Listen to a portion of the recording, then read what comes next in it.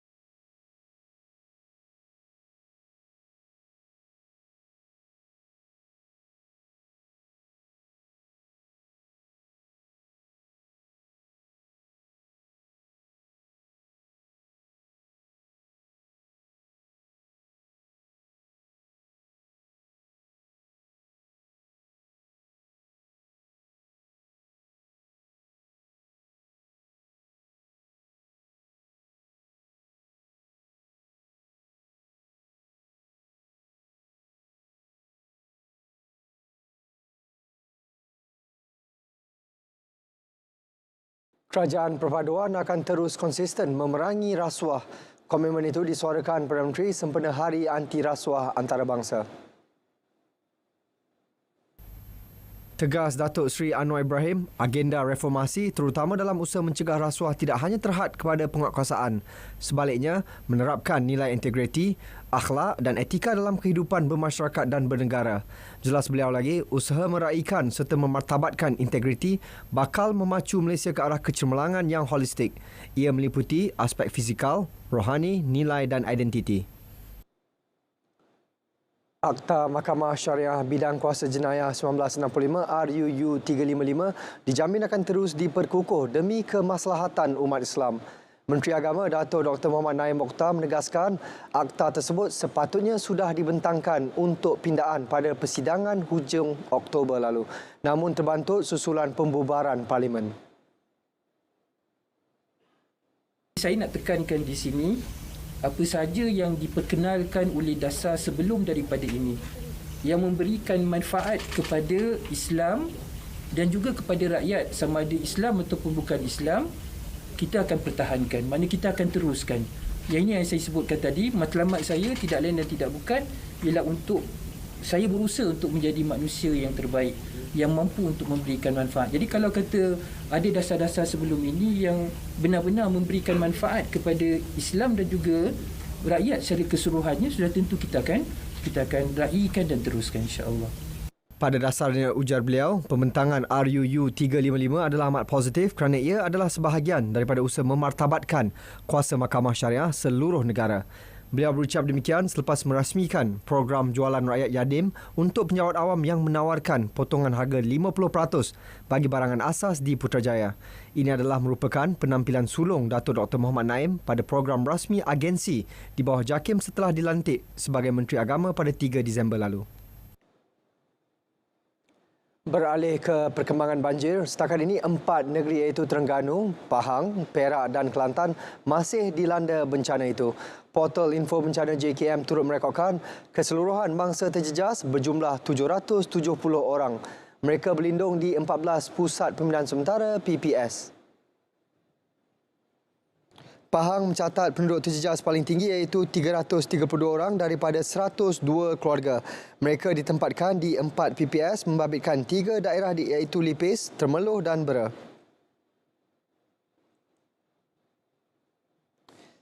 7 PPS dibuka di Terengganu bagi menempatkan penduduk terjejas yang meningkat kepada 331 individu. 2 daripada 6 PPS terletak di Kuala Terengganu, 2 lagi masing-masing di Kuala Nerus dan Setiu, manakala 1 PPS di Besut.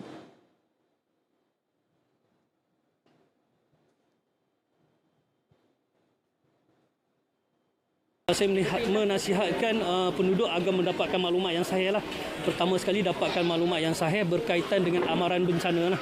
Biasa kita akan keluarkan ataupun Jabatan Meteorologi akan keluarkan berkaitan dengan cuaca ni lah. Jadi dapatkan maklumat yang sahih dan sekiranya diarahkan berpindah, perlu berpindah secepat mungkin lah. Jangan tunggu air dah tinggi baru pindah lah.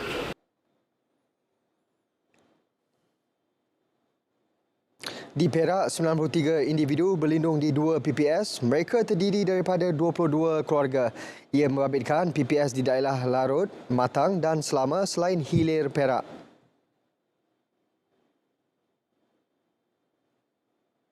Terakhir di Kelantan, 1 PPS diaktifkan bagi menempatkan 14 individu terjejas daripada 3 keluarga. PPS tersebut bertempat di Sekolah Kebangsaan Melo, Kota Baru.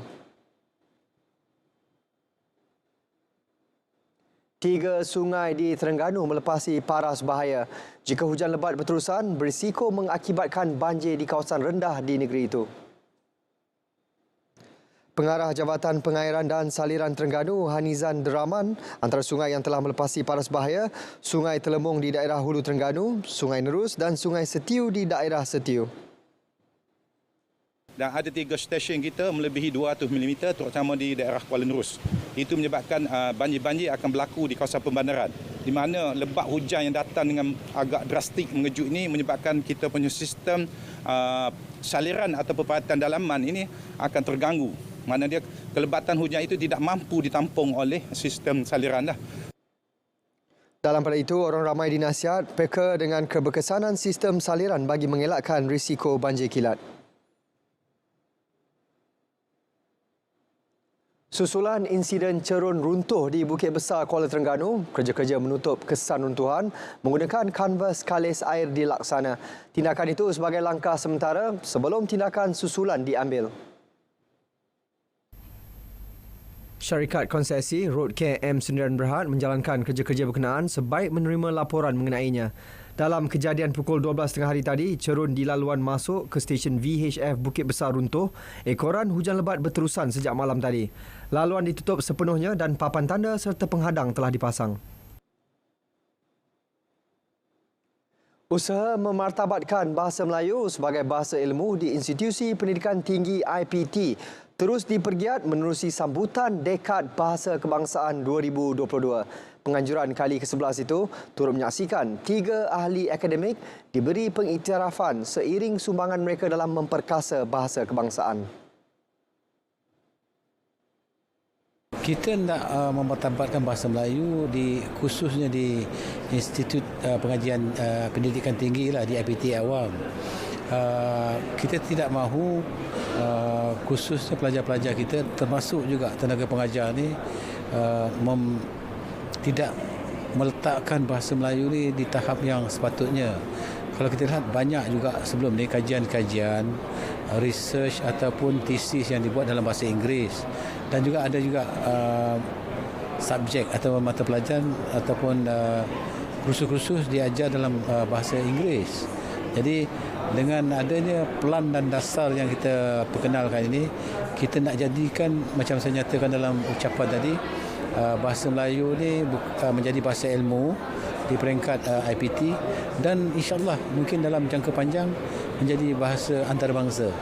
Pensyarah Fakulti Kejuruteraan Mekanikal Universiti Teknologi, Profesor Dr. Muhammad Nazri Muhammad Jaafar, dinobat sebagai penerima anugerah tokoh akademik bahasa Melayu di atas sumbangan beliau sepanjang berkhidmat selama 36 tahun. Sekaligus mengiktiraf kejayaan beliau mengangkat bahasa Melayu dalam bidang aeronautik. Saya lakukan benda ni dah lebih 30 tahun.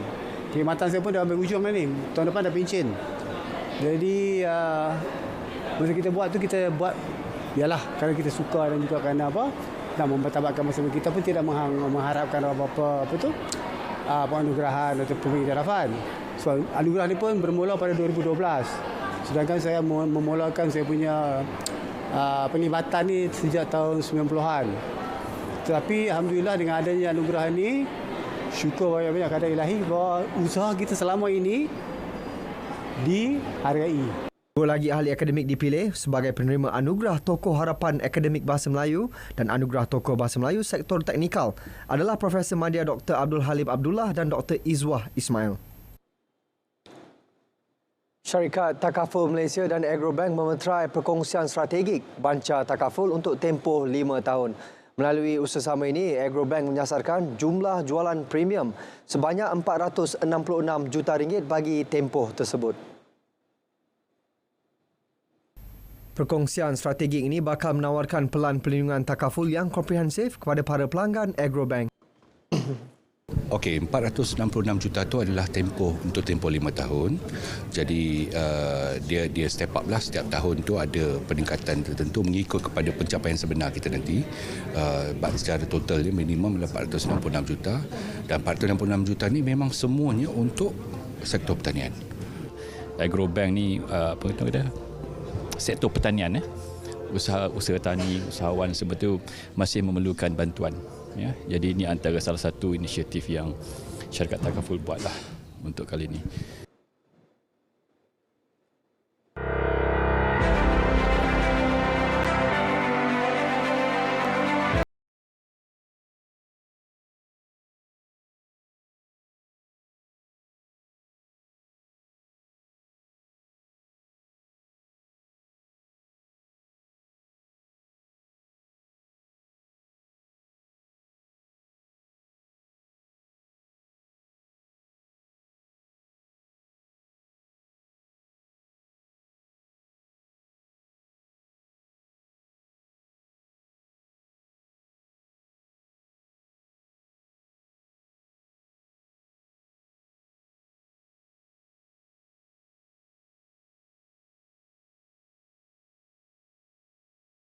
Kastam Pulau Pinang merampas 1,300 unit perkakas elektrik yang disyaki tidak bercukai di pengkalan kontena Butterworth Utara.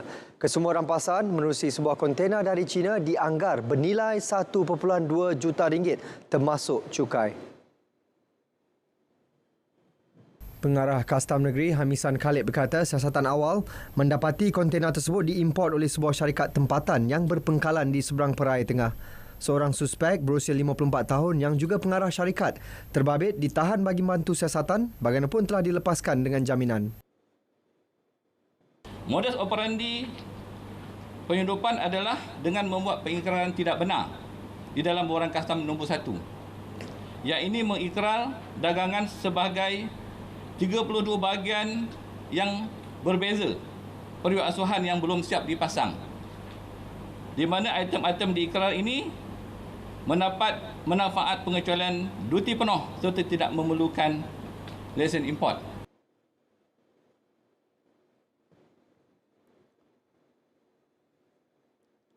Statistik indeks jenayah di Melaka bagi Januari hingga semalam menurun 1.69% berbanding tempoh sama tahun lalu.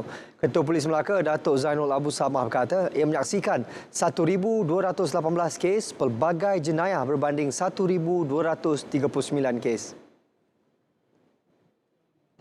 Walaupun terdapat penurunan, namun 3 kategori jenayah mencatatkan peningkatan iaitu jenayah curi, pecah rumah dan rogol.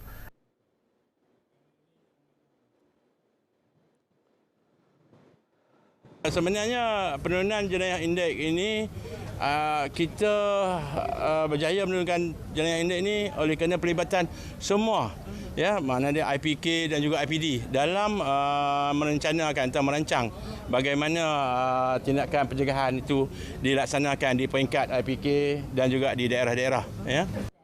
Beliau menyatakannya selepas perhimpunan bulanan Ibu Pejabat Polis Kontingen Melaka. Dalam pada itu, tangkapan membabitkan kes pengedaran dadah di Melaka naik 19.94% dari Januari hingga November tahun ini. Jelas Datuk Zainal, 746 orang diberkas bagi kes pengedaran dadah berbanding 622 orang tahun lalu. Mengulas lanjut, katanya antara kejayaan terbesar kontingen itu dalam memerangi aktiviti pengedaran dadah membabitkan serbuan di Pulau Melaka pada 22 November lalu dengan rampasan syabu bernilai lebih RM800,000. 281 individu ditahan polis atas pelbagai kesalahan dadah menerusi Ops Tapis khas di Johor bermula Selasa lalu hingga malam tadi. Ketua Polis Johor, Datuk Kamarul Zaman Mahmat berkata 31 ditahan bagi kes bekalan, 57 orang memiliki dadah manakala 193 penagih dadah. Daripada jumlah itu, 20 yang ditahan akan diambil tindakan mengikut Seksyen 39C Akta Dadah Berbahaya 1952. Turut ditahan 37 suspek berstatus dikendaki dan 13 tokan dadah. Semua suspek ditahan terdiri daripada 261 lelaki dan 20 wanita berusia antara 18 hingga 70 tahun. Polis turut merampas 1.4 kg heroin, 634 gram syabu dan 285 gram ganja. Operasi sama di Perak pula menyaksikan seorang lelaki ditahan bersama dadah jenis syabu bernilai RM3.45 juta di sebuah rumah di Jalan Medan, Ipoh. 95 bungkusan plastik berisi syabu itu dianggar seberat 96 kilogram.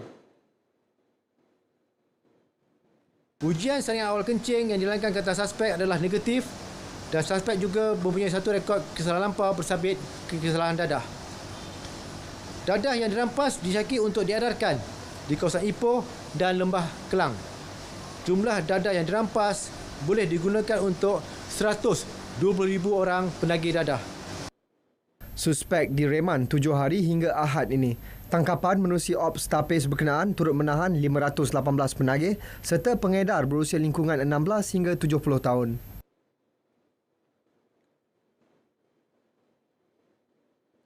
Maritim Malaysia Negeri Kedah dan Perlis menahan 2 vessel yang disyaki melakukan aktiviti memindahkan minyak secara haram.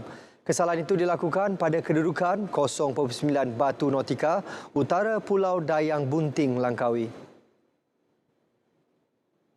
Pengarah Maritim Negeri Kedah dan Perlis, Romli Mustafa berkata kapal tangki dan feri tersebut ditahan dalam keadaan mencurigakan dengan merapat antara satu sama lain. Pemeriksaan mendapati nahkoda kapal gagal mengemukakan sebarang dokumen kebenaran melakukan aktiviti pemindahan minyak. Kapal tangki terbabit membawa nahkoda, 5 kru warga Indonesia serta 2 kru tempatan. Manakala feri penumpang membawa nahkoda bersama 7 kru warga tempatan. Kesemua mereka ditahan dan dibawa ke Jetty Maritim Bukit Malut untuk siasatan lanjut.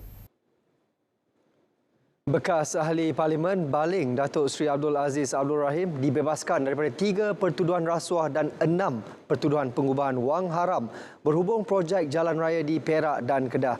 Pesuruhjaya Kehakiman Mahkamah Tinggi Datuk Azhar Abdul Hamid membebaskan Datuk Seri Abdul Aziz selaku pemohon selepas membenarkan notis usul difailkan Peguam Amir Hamzah Arsyad. Pada 23 September lalu, Mahkamah Session Kuala Lumpur melepas tanpa membebaskan bekas Ahli Parlimen Baling itu daripada kesemua pertuduhan berkenaan. Timbalan Pendakwa Raya Nik Haslini Hashim berkata, pihaknya tidak membantah notis usul yang difailkan pada 1 Disember lalu agar pemohon dilepas dan dibebaskan daripada kesemua pertuduhan. Datuk Seri Abdul Aziz didakwa atas 3 pertuduhan menerima rasuah berjumlah RM5.2 juta dan 6 pertuduhan pengubahan wang haram bernilai berhubung projek jalan raya di Perak serta Kedah.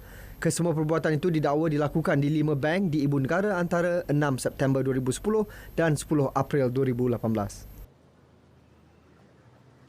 Sementara itu, Ahli Parlimen Kinabatangan Datuk Seri Bong Mohtar Radin dan isteri Datin Seri Zizi Izzeti gagal menyemak keputusan Mahkamah Session yang memerintahkan mereka membela diri terhadap 3 tuduhan rasuah berjumlah RM2.8 juta.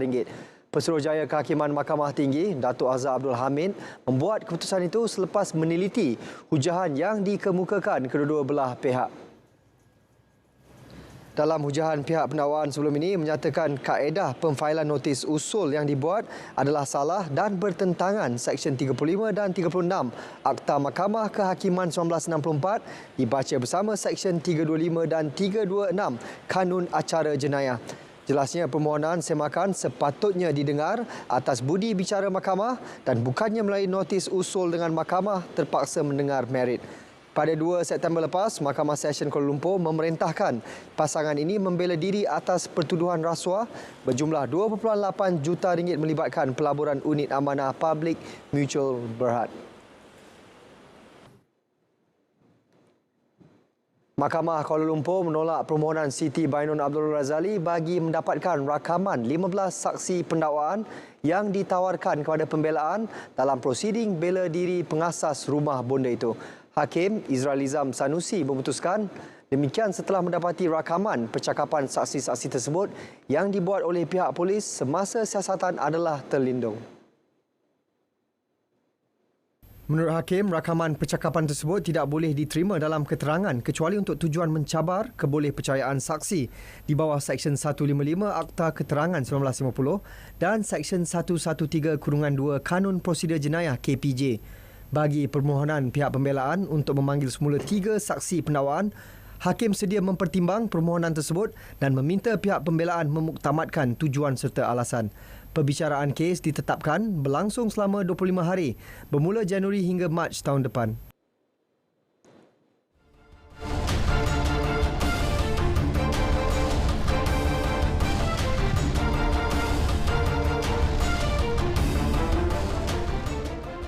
Kerjasama semua pihak diperlukan dalam memastikan pembangunan sukan negara yang berterusan. Menteri Belia dan Sukan Hana Yeoh berkata ia termasuk penglibatan kementerian lain, sektor korporat serta agensi di bawah kementerian itu. Menurut Hana, kerjasama ini penting bagi membuka peluang kepada atlet untuk bertanding di pelbagai platform kejohanan sekaligus menempatkan diri di peringkat yang lebih tinggi.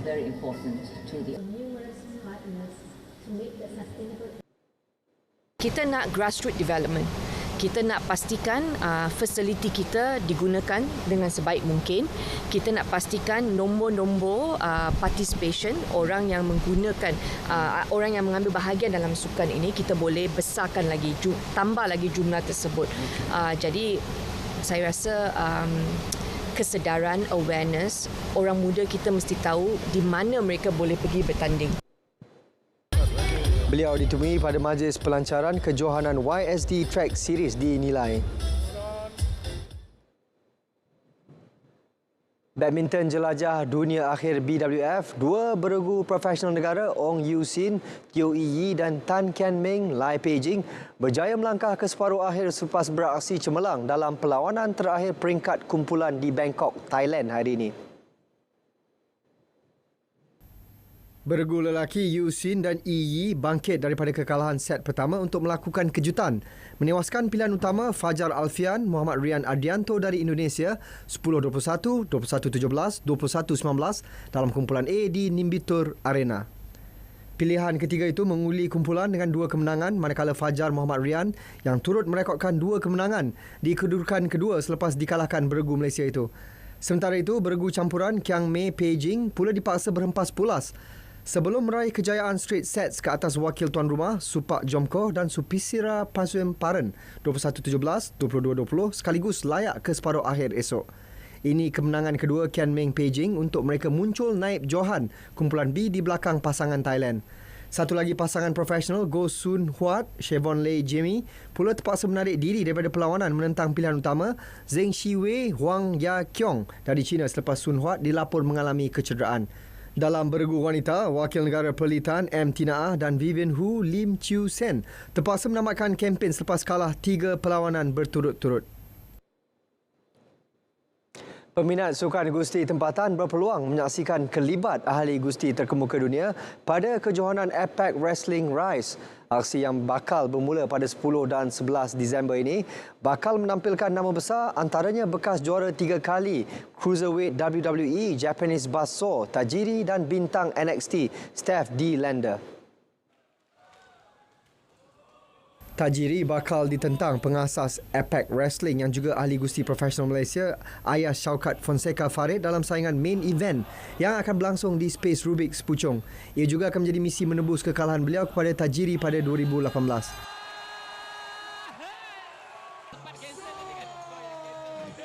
Jadi persiapan dia memang saya dah start daripada 4 bulan lepas. Sebab daripada 4 bulan lepas saya dah dapat tahu yang saya akan fight dengan Tajiri pada hujung minggu ni lah. Jadi dah masa masuk 4 bulan tu memang diet dah jaga. Saya training 6 kali seminggu untuk gym dan untuk wrestling saya training sampai 4 kali seminggu lah. So physically and mentally dah prepared. Tapi biasalah kita ni manusia kan. Manusia ni tak lari daripada rasa nervous tu. Tetap akan ada. But macam mana pun tomorrow yakin bila dah pasang tengkolok, music dah main, a whole different character akan keluar. Selain Shaukat, saingan merebut kejuaraan wanita bakal digalas Nur Phoenix Diana yang akan menentang Yuki Kamifuku.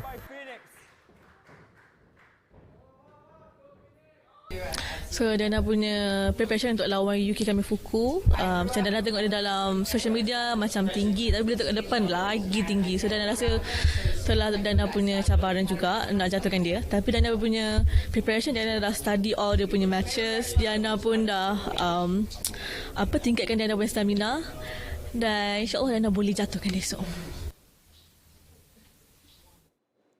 Selepas tertangguh 2 tahun akibat COVID-19, Majlis Bandaraya Petaling Jaya MBPJ kembali menganjurkan kejohanan kawalan jauh RC Powerboat Antarabangsa 2022. Kejohanan itu telah bermula hari ini hingga 11 Disember di Taman Tasik Bandaran, Kelana Jaya, Selangor. Menurut Timbalan Setiausaha Pengurusan MBPJ, Aznan Hassan, perlumbaan edisi ke-11 itu mendapat 200 penyertaan dari 6 negara.